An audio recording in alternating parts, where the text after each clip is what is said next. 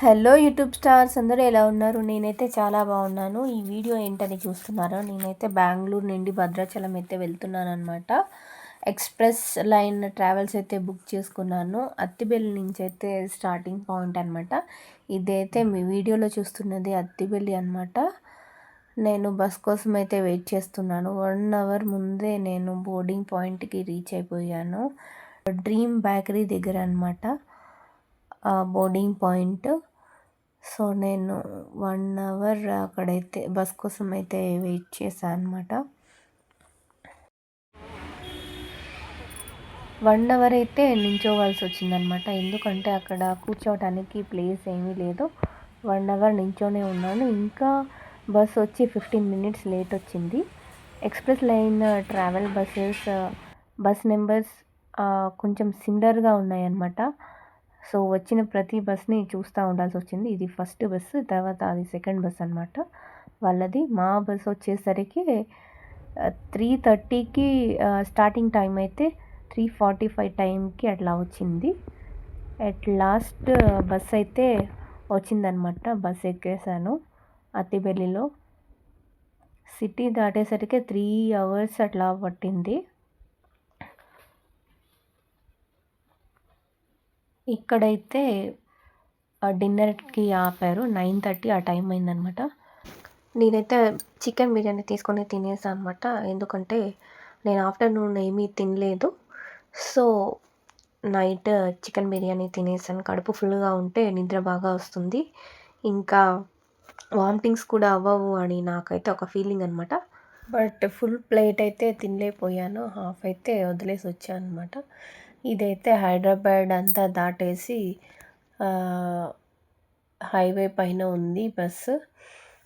So early morning అనమాట. Early మార్నింగ్కి face అట్లా అయిపోయింది. ఎప్పుడు వస్తుందా భద్రాచలం అని చూస్తూ ఉండాల్సి వచ్చింది. సో ఇది వెళ్ళే దారిలో ఒక టెంపుల్ అయితే ఉంది, వేణుగోపాల స్వామి దేవస్థానం అనుకుంటా. అక్కడ రాశారు, బట్ నాకైతే క్లియర్గా కనిపించట్లేదు. చాలా బాగుంది కదా గుట్ట పైన టెంపుల్. వ్యూ అయితే బాగుంది. ఎర్లీ మార్నింగ్ వ్యూ అనమాట. మేబీ 7:30, 8 అట్లా అవుతుండొచ్చు ఆ టైంలో. ఇదైతే వైరా దాటేసింది. వైరా దాటేసి తల్లాడకైతే వెళ్తూ ఉంది బస్సు.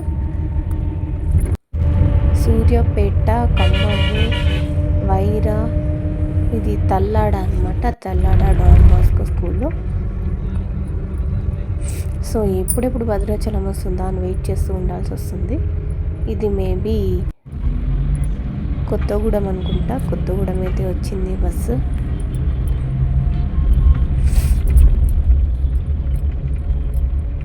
ఇది కొత్తగూడెము. ఫ్లవర్స్ అయితే చాలా బాగుంటాయి. మొత్తానికి 20 అవర్స్ జర్నీ అయితే అయిందనమాట.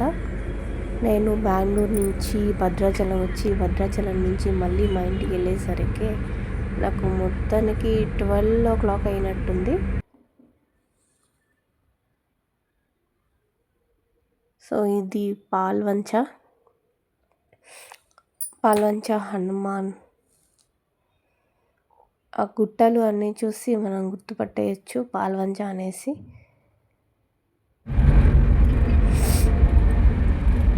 ఎండలు అయితే చాలా ఉన్నాయి మన భద్రాచలం ఏరియాలో. ఇదైతే పాల్వంచ పెద్దమ్మ తల్లి గుడి.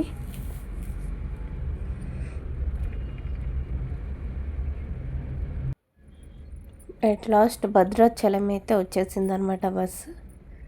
చూడండి, మామూలు వర్షాకాలంలో అయితే ఫుల్ వాటర్ అయితే ఉంటాయి. ఇప్పుడు చూడండి ఎండలలో మొత్తం ఇసుక అయితే కనిపిస్తూ ఉంది. భద్రాచలము ఫుల్ ఇసుక అయితే ఉంది. నేను రీచ్ అయ్యేసరికి మేబీ 11 o'clock అయిందనుకుంటా. భద్రాచలము 11 or 11:30 సంథింగ్ అయింది. ఆ టైంకి ఫుల్ ఎండ అయితే ఉందన్నమాట. చూడండి అక్కడక్కడ వాటర్ ఉన్నాయి, మొత్తం ఇసుక అయితే ఉంది. Bye bye, thank you. Video నచ్చితే లైక్ చేయండి, షేర్ చేయండి, సబ్స్క్రైబ్ చేయండి.